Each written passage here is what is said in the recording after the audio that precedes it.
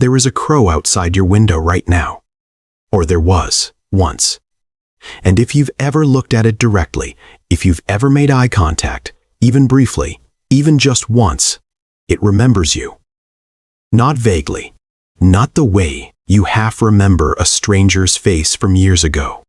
Precisely, completely, with a level of detail that should make you stop and reconsider what you thought you understood about the minds sharing this world with you. Most people walk through their lives completely unaware that they are being watched, recognized, and remembered by creatures they barely notice. You go to your mailbox. You drink your morning coffee on the porch. You scatter some bread in the yard. And somewhere above you, on a wire or in an oak tree, a bird is updating its memory of you. Building a picture. Forming a judgment. One that, according to researchers, may never fully fade. This isn't metaphor. This isn't romanticized nature writing. What's been discovered about birds and human facial recognition over the last 2 decades is so precise, so unexpected, and so philosophically strange that it quietly rewrites the story of what intelligence actually means. But here's what makes it even more unsettling. The birds aren't just recognizing you. Some of them are talking about you. The first time scientists began to suspect that birds were doing something unusual with human faces, it happened almost by accident. Researchers at the University of Washington were conducting a study on crow populations. Simple field work capturing birds, tagging them, releasing them. Standard procedure. What wasn't standard was what happened afterward.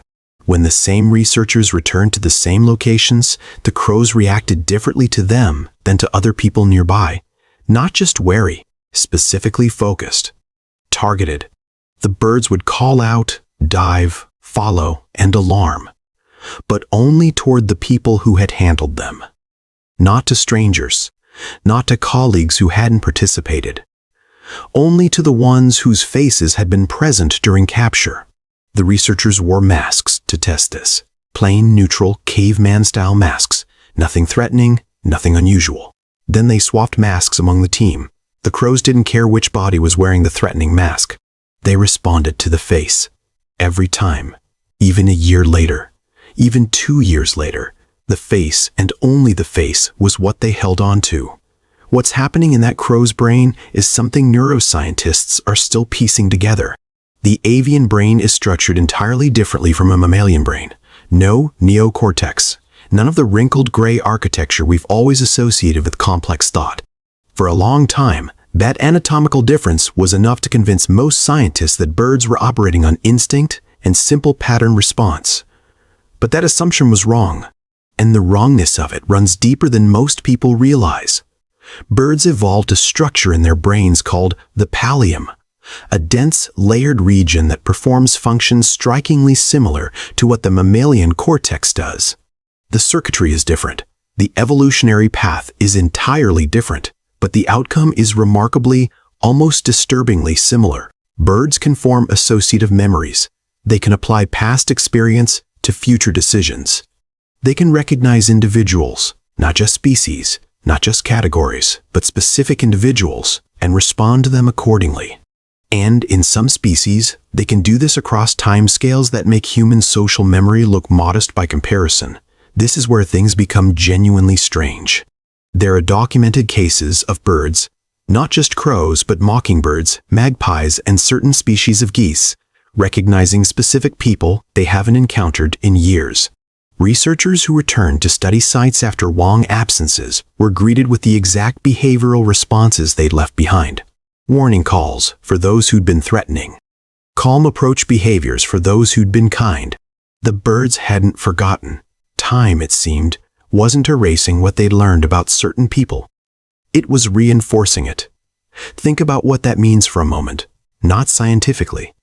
Personally, every interaction you've had with the birds in your neighborhood, every time you shooed one away, every time you offered food, every time you made a sudden movement that startled them, those moments still exist somewhere. Not in your memory, maybe, but in theirs. And it doesn't stop with one bird knowing you. Crows are extraordinarily social animals. They maintain complex family structures. They communicate. They have been observed repeatedly across multiple independent studies, transmitting social information to other members of their group. In the University of Washington experiments, crows that had never been captured began exhibiting threat responses toward the researchers wearing the dangerous mask. The information had spread. Fledglings raised after the original captures were already wary of certain faces before they had any direct experience of those people at all.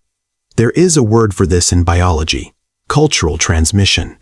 The passing of learned information through social networks, from individual to individual, from generation to generation. Humans do it. Primates do it. And crows do it, with striking precision, specifically about human beings.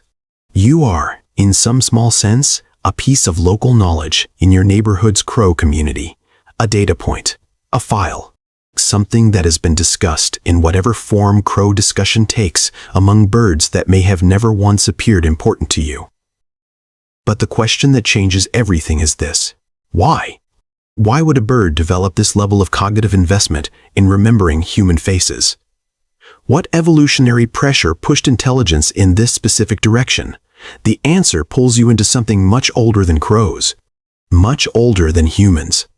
Birds and people have been living in extraordinary proximity for tens of thousands of years, not just coexisting, interacting. Humans altered landscapes, created waste, cultivated grain, built structures, all of which created new ecological niches that certain birds were extraordinarily well positioned to fill.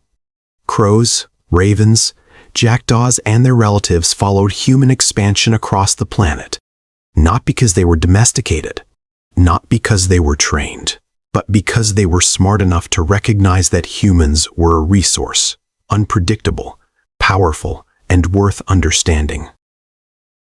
To survive that relationship, they needed more than instinct. They needed to be able to distinguish between specific humans: the one who throws rocks from the one who throws bread, the one who monitors nest sites from the one who simply passes by, the one whose behavior changes in ways that matter from the one whose behavior stays the same. Individual facial recognition wasn't a curiosity. It was a survival advantage. And over time, across generations of birds living alongside generations of humans, the ones with better memory, sharper recognition, and more refined social judgment survived and passed those traits forward. The bird that remembers your face is, in a very real sense, the direct cognitive descendant of generations of birds who learned to pay attention to humans. Their intelligence and your presence are historically entangled in ways neither of you can fully trace, and somehow knowing that makes the crow on the wire feel less like wildlife and more like a witness. Mockingbirds add another layer to this entirely. Research published by scientists at the University of Florida revealed that mockingbirds could identify individual humans based on faces alone, and that they updated their responses to specific individuals in real time. In the study, a single researcher approached nesting mockingbirds repeatedly over several days. Within 2 days, those birds responded aggressively only to that researcher, ignoring all others walking the same path. Switch the clothing, change the hat, alter every visual cue except the face, the mockingbird still tracked the person, the target, the one they'd cataloged. What makes mockingbirds particularly extraordinary is the speed. 2 days. That's all it took for a bird to form a stable, transferable, face-specific threat memory. The learning curve is nearly vertical, and the staying power is immense. Follow-up observations suggested these responses could last the full breeding season and potentially beyond. There is a quiet, philosophical devastation in that finding, that a bird weighing less than 2 ounces can look at your face and make a decision about you faster than most humans would, can hold that decision with more consistency than most humans would, can act on it, communicate it, and preserve it in a way that outlasts the moment entirely. What does that say about intelligence? What does it say about memory? What does it say about the idea that cognition, real, meaningful cognition, requires something that looks like us to be valid? For a long time, we measured animal intelligence by how closely it resembled our own. Tool use, language, problem solving that matched human categories of cleverness. And by those measures, birds occasionally impressed us. But what the facial recognition research reveals is something harder to dismiss and harder to quantify. It reveals that birds have developed a form of social intelligence that isn't borrowed from our framework at all. It's native to them, built from their own evolutionary pressures, their own social needs, their own version of what it means to navigate a world full of unpredictable others. And that intelligence is oriented, in part, toward you. The longer you sit with this, the stranger your yard becomes. The morning doesn't look quite the same once you understand that the robin you almost stepped on last spring may have reclassified you as a result.